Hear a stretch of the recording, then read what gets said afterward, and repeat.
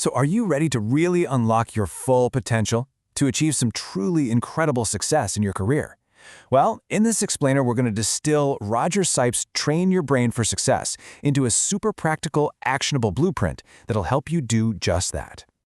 Okay, let's just dive right in with the core idea of the whole book.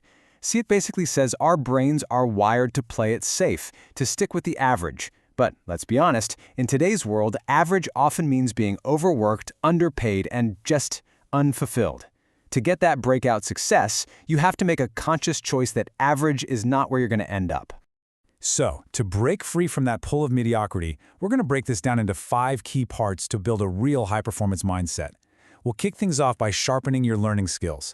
Then we'll move into crafting a powerful framework for your goals. And finally, we'll get into the secret of fueling all that success. Let's start right at the very foundation, your ability to learn. Now here's a total game-changing idea from the book. You don't have a bad memory. I mean it. For all practical purposes, your memory is basically perfect. The real challenge you're facing isn't storage, it's recall, getting the information out when you need it. To get better at recall, we need to speak our brain's native language. And that's where this FIG system comes in. Think of it like a mental filing cabinet. F is for file. That's a place to store the info. I is for image, because your brain thinks in pictures, not in words.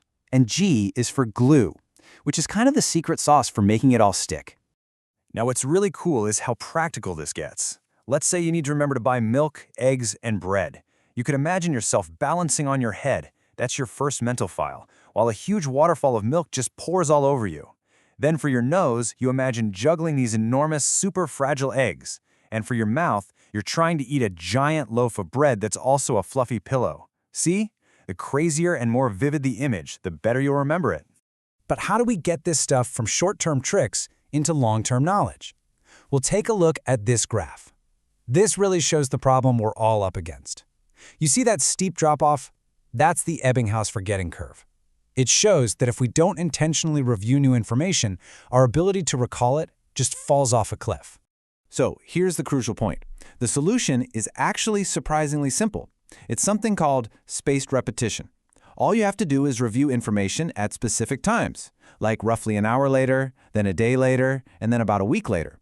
By doing that, you're sending a signal to your brain that this info is important, and it cements it into your long-term memory.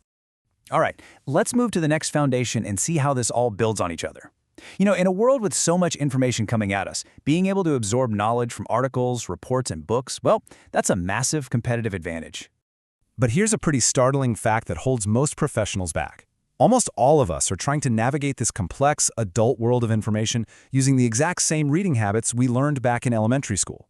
And that severely limits how efficiently we can learn and grow. The way to break out of this is to smart read. Before you even dive into an article, you create a kind of mental roadmap.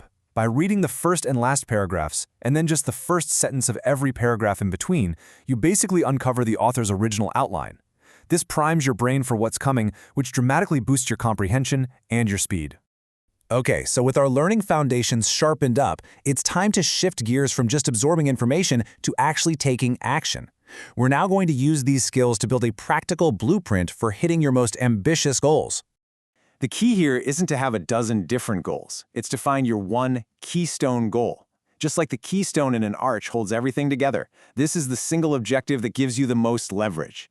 You achieve this one thing, and it creates a domino effect, knocking down your other goals or just making them way, way easier to reach. But a goal without any emotion behind it is, well, it's just a wish. To make your keystone goal truly energizing, you have to connect it to a powerful personal why.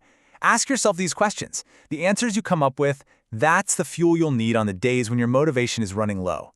So how do you connect that big, exciting vision to what you're actually doing at, say, 10 a.m. on a Tuesday? The answer is the Daily Big Six. Instead of a massive, overwhelming to-do list, you just identify the 6 most impactful actions you can take today. This forces you to focus on being effective, not just being busy. A perfect blueprint and a detailed daily plan are pretty much useless if you don't have the energy to actually execute them. So the final piece of our high-performance puzzle is learning how to proactively manage your mental and physical state. And the good news is, You already have 5 powerful built-in tools to manage your energy and override your brain's natural tendency to be negative. When you practice gratitude, you shift your focus to what's going right. When you manage your mental input, you protect your mind from negativity. By deciding your focus, you take back control of your attention. By taking action, you build momentum. And hey, by laughing, you release endorphins and just slash your stress. Now, let's bring it all together. We've figured out how to sharpen our memory, set powerful goals, and manage our energy. But how do we put it all into practice, right? The answer is a consistent daily ritual that basically wires your brain for success. This is the Power Hour. Now, this isn't some rigid prescription. It's a customizable daily routine that you design for yourself. The idea is to string together a series of small, intentional wins in the first hour of your day. This creates momentum and an undefeated mindset before you even check your first email. Ultimately, this whole system is about building unstoppable momentum, one day at a time. So the most important thing to take away is this: you don't have to do everything all at once.